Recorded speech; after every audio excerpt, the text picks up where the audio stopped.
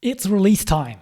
Angular 17 is here, and I want to find out if the framework improved in the areas that are relevant for us and our projects. Stay tuned to learn more.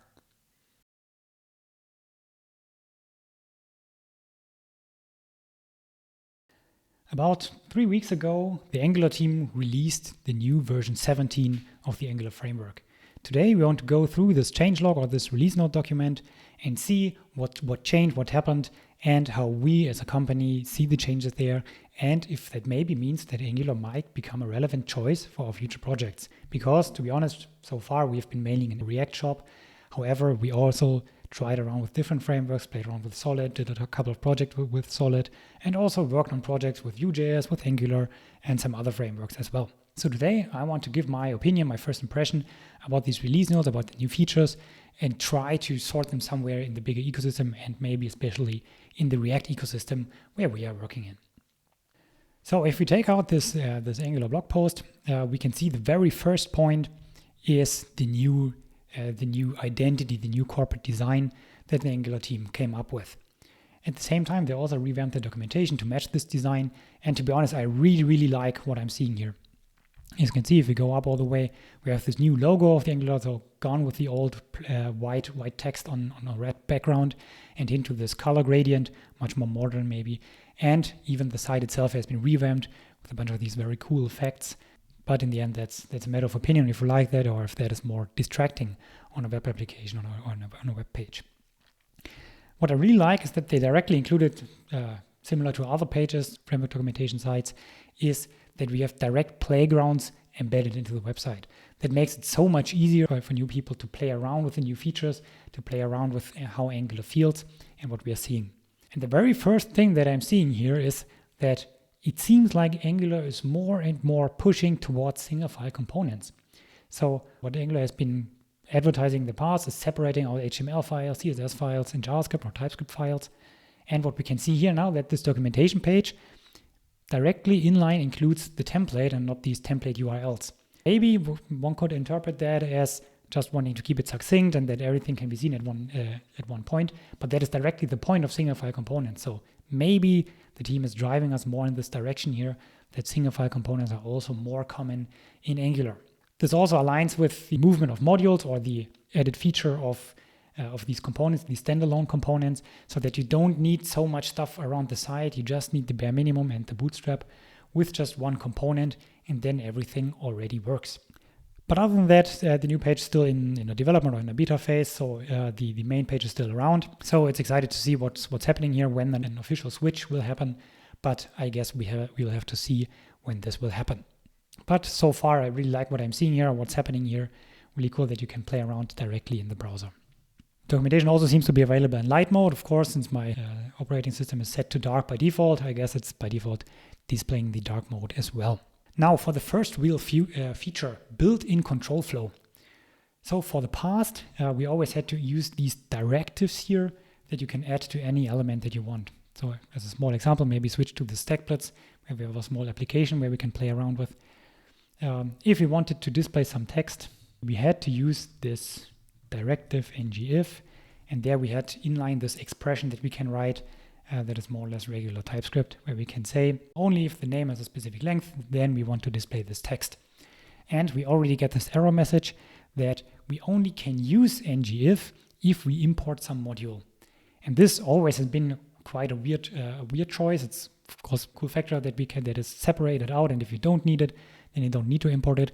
However, basic control flow is such a common thing that it's still a bit weird that we have to import something. So if we say, let's import the common module, then this should work out and should only display the content when something is there. What I really like about this is that there's almost nothing specific, nothing special about this directive. It could also have been built in userland. So you could build your own if directive, maybe with some small changes, with some small additions. However, what they're now going for with these built-in control flows is a much more built-in syntax.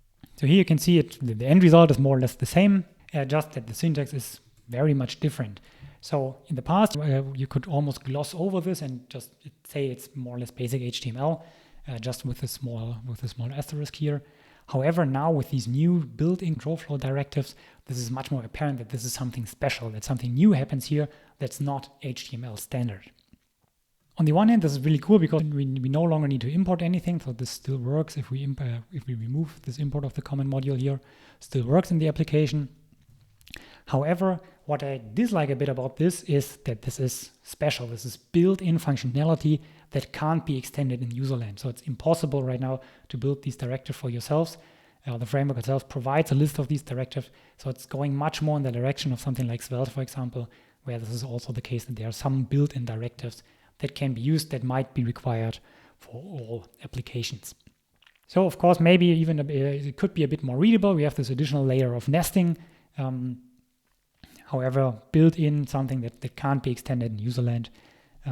But pretty cool that it's a bit more readable, a bit easier to read.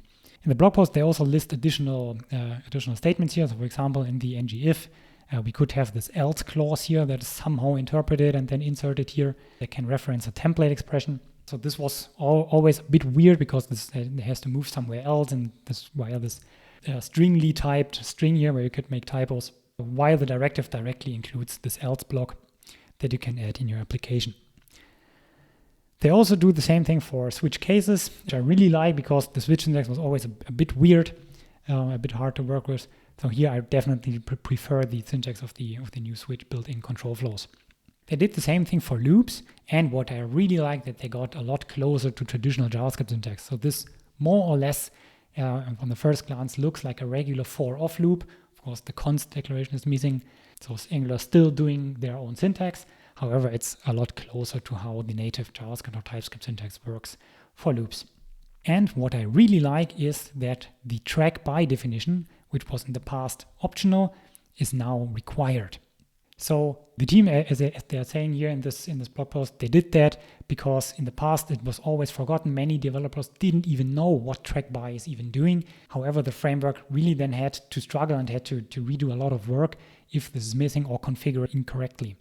So now we are forced, same as in React, we are forced to add this track by. So it's basically the same thing as the key in React or in other frameworks. So we are forced to add this to the loop here to make the framework then more performant. So it depends then on the use case. They are saying here that up to 90% faster, how you can get here. So that is really, really cool, of course, that you have a more performant application and that we are reinforcing the users.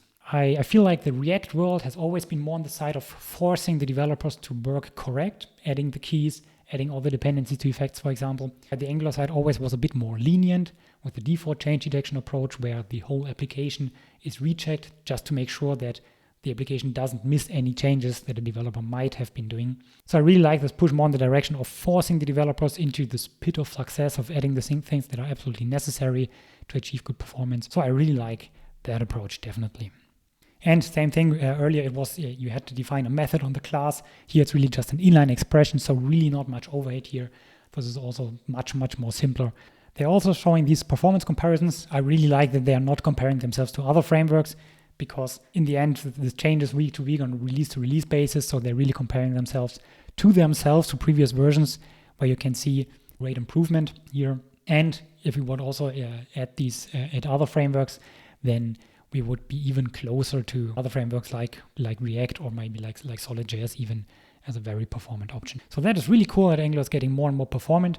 I feel like in general, much of these changes go in the direction of being able to scale down as well. So Angular was always very great for very large applications, and they are getting better and better from each release by release. They're getting better and better in scaling down and also being a very viable option for small applications. They're saying here that there's still some difference in how everything handles between these directives and the control flows. Of course, if something is directly extensible in userland, you can have less assumptions about how this is behaving. So of course, NGF had to work a bit differently. Now, since the compiler directly can analyze directives, these control flow statements, it's possible that they can be more performant and then to change the semantics as well, so that they behave a bit different. At least they are feeling quite confident that it's working, so we have to see how this pans out in the future. Next thing is more or less just a different directive here. Let's directly scroll to the usage. We have this defer keyword, and this allows you to lazy load components very, very easily. So on the one hand, I really like the simplicity, just say defer, and the compiler then magically figures out what directors, what pipes, what modules are required by this component. So it's really, really easy to add these splits in your application to define what should be lazy loaded and what should be there immediately. Of course, there's also the option to define a placeholder. But as a downside, again, this is again built in. It's absolutely impossible to build something like this yourself as easy. So the framework directly made the decision, the framework team, to include it directly in the compiler, which of course gives them much more control over optimizing this. I can totally understand the decision and the trade-offs. However, for me, it's on the wrong side of things. So I prefer to have much more control and to be able to understand what's happening here, where here it's just hidden behind a compiler. They're also adding these optional attributes here that you can say so that the loading of this component starts on a given condition. So for example, on viewport, so whenever you scroll something into the view, which is of course really cool for something like images where you can load some placeholder image or a blurry version or a smaller version of the image, and then only load the full version once you scroll to this element. I also like that they also included stuff like loading and error cases. But again, if the Angular team doesn't think about all these options, then there's no way for you to add them. So it's very good that they also thought about these cases and look what might be required. There are other triggers as well for this loading. So for example, when the browser gets idle, or when something is scrolled in the viewport or on some timer. So it feels like they just thought, okay, we have to include this. So every use case on the world need to be covered with a specific syntax, which is in my opinion a bit of a downside because again, it's not really extensible. However, they have this option here to just say, okay, you can provide your own expression, but then this is, again, you have to repeat it maybe in every time or have to import another function. But this is really cool that they still allow us to extend this so that we can be very flexible here.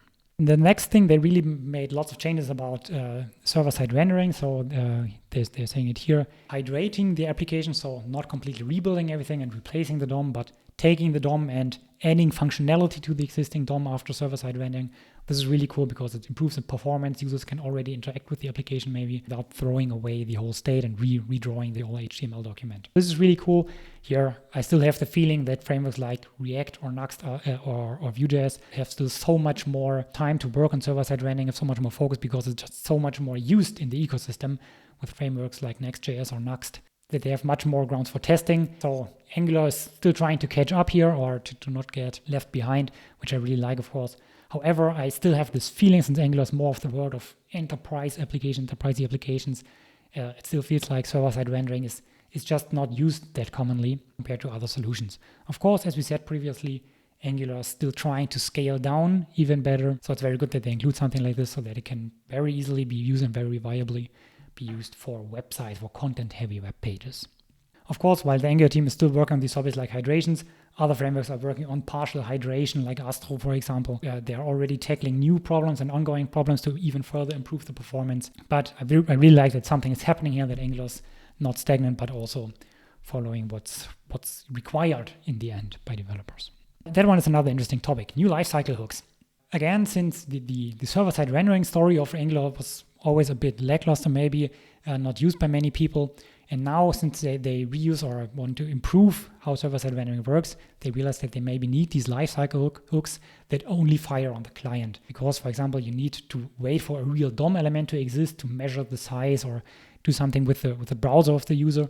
And so here it's really cool to have these lifecycle hooks to then be able to really wait until the browser is ready. I really find it interesting that it's not using the traditional lifecycle hook syntax of implementing a given interface and then just adding a method, but by importing this function, they can say after next render or after render in general, which allows you to pass more options there, to do it conditionally. And same with signals, they're more and more switching over to this, more and more logic into the constructor by adding signals there.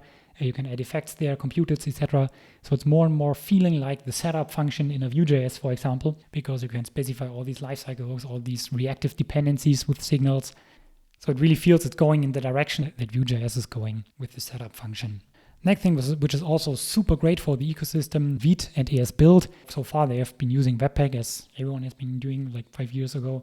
And on the one hand, it's really cool that we as developers get this transition without doing so much. So you can just create a new project and then get ES-Build out of the box. Or it should, in theory, be very easy to transition to these new build tools without changing anything in our application. So this is, of course, one of the major advantages that Angular has, that it's a whole ecosystem. Everybody is in this ecosystem using the same tools. And so a transition like this then benefits thousands of developers at the same time, which is, of course, really, really great. But small downside, it still feels a bit like catching up. Vite is more or less becoming the standard. However, there are still tools out there like Next.js that still use Webpack. However, when you're starting a new plain React project, the community would basically choose Vite over Create React App any day of the week. So it still feels a bit like catch-up, but it's definitely a step in the very right direction. So really cool that it's happening. Much better compilation times, of course, in development and in production. So this is, of course, really welcomed. Next interesting thing, they're really working on signals. They want to get deeper and deeper into that. However, it feels like they are hitting some problems here with existing code and how to integrate it correctly in the change detection stuff that Angular is doing. I've been seeing some discussions on GitHub about the effect function, when exactly this should fire,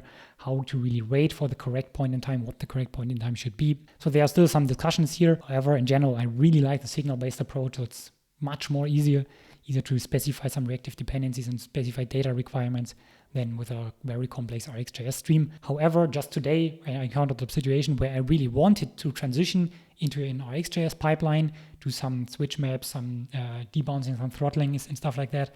And the cool thing was this was really easy to do because interoperability in both directions is just so easy. As one of the last things, we have these view transitions that are directly embedded in the router. Again, really cool that this just works with that one new function call. So really great that the Angular team picks these features and integrates them directly into the framework for all developers to use directly, where in React or Vue.js, it's just pushed out of the responsibilities of the framework and into the ecosystem. So you would need to combine various frameworks and then have troubles. So I really like that they are doing it. One last thing that I want to talk about is this. They have this animations module, and now it's able to defer the loading of this module. In the end, this is quite a large module here that you need to load, and it's cool that you can defer this and only load it when the page is idle, for example. However, I feel a bit weirded out by this being a completely separate endpoint.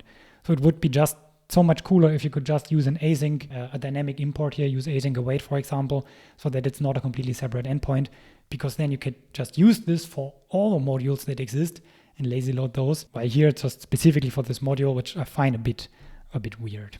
And then one last thing that I want to talk about, and that is that you can now, instead of just specifying URLs here, for example, you could also always specify this array of templates, which they made a bit easier, because maybe also looping back to the original point, it feels like they are pushing more and more into this world of single file components. So it just should be as easy as possible to have the styles directly here in the same file by just removing these additional brackets here. So this, of course, very, very small change, but the direction, it feels like they're going into a direction that the broader ecosystem, the broader community is also going. So we really have to see how the Angular ecosystem is embracing that. All in all, this is a really cool release, really going in different steps and really doing lots of stuff on very different fronts. However, Angular is still going in the right direction, but it still feels like on many different topics, they have to catch up to other frameworks, which is why probably for us, this release is not yet tipping the scale so that we would be choosing Angular for a new project. However, it's really going in the right direction, and it's really, really awesome to see that something is happening in the Angular ecosystem and that they are really making great progress, really, really quick, dropping lots of new features. It's really interesting to see how this pans out, how the community accepts these features, because in the end, one of the major advantages or points that people said is an advantage is the stability and the slowness of things, and that it's enterprise ready. So we have to see what's happening here. This is it for now. I guess we are through all the remaining points. We will see if we do these kinds of videos more often to give our opinions on ecosystem stuff. Thanks for watching. Feel free to ask questions, to contact us, and see you next time.